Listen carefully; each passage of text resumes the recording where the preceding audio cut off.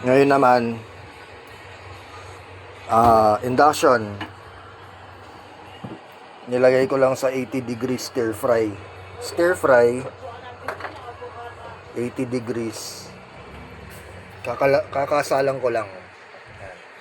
Pakukuluan ko muna. So, nag-start na ako ng saing. Ito ngayon yung kinonsume niya. 83 amperes. 1,000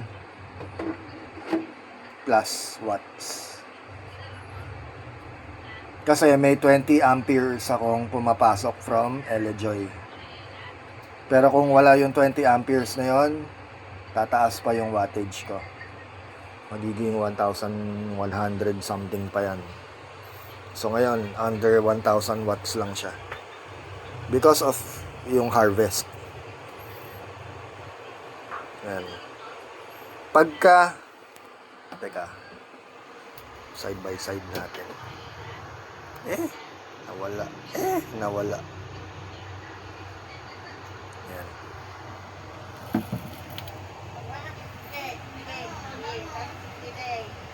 Kunyari, patay ko muna. O, yan, o. Bumalik siya sa 26 amperes yung pumapasok. Patay kasi. Ayan. Ngayon bubuksan ko. Lagay ko sa stir fry. Baba ko ng 80. 80 lang pwede na kasi malakas na yung wattage. 1,000 plus na yan. Lagay ko sa taasan ko ng 100 degrees. Magbabago ba? Hindi naman. Parehas lang. So lagay ko na lang sa 80 kasi ganun din naman eh. Hindi nagbabago. Yan. So induction running 1,000 plus watts. Pag nilagay ko sa ibang setting, kunyari ito 120, tinaasan ko, hindi pa rin. 160. Pero pagka nilipat ko siya sa 1,800, yan, nag 1.2 na siya, 107 na. Lakas. Yan na, kumukulo na. Baba ko na kasi mag-aano yung masusunog yung bigas. Yan, 500 lang. Ang 500 kasi pulsating. Yan o. Pipitik siya ng yan, bibitaw. Magcha-charge konti. Tapos huhugot ulit ng 900, 1,000. And then bibitaw. Pulsating. Huhugot ulit yan. 94, 800, 1,000. Tapos bibitaw. So charging siya. Binabalik niya yung konting 20 amperes kahit pa paano. So yung battery nag-fluctuate. 12.9, bababa, babalik, 13, tapos uhugot ulit. Tapos babalik, 12.9, 13, ganun. So 145 amp hour lang yan at 73% state of charge. Yan. Yan yung hinuhugot kong wattage. 1,000 plus. 325, 349. Tapos pipitik 1,000. Yun yung tinatawag na surge.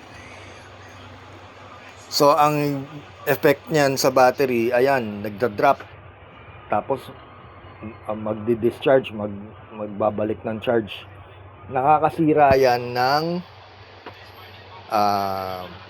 battery, tsaka kung hindi matibay inverter mo, wasak.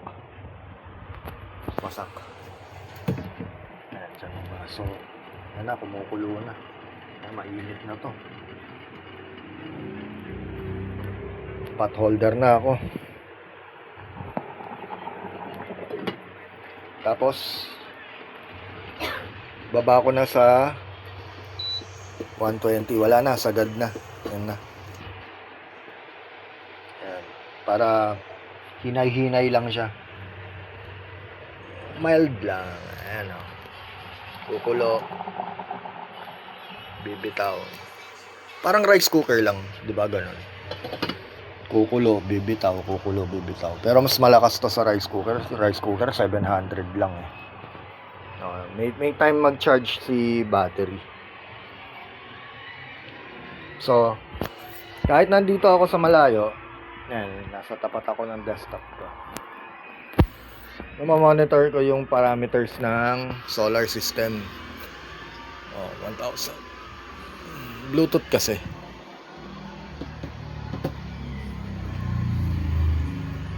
Yan. So, monitor mo everything, even the battery, the inverter.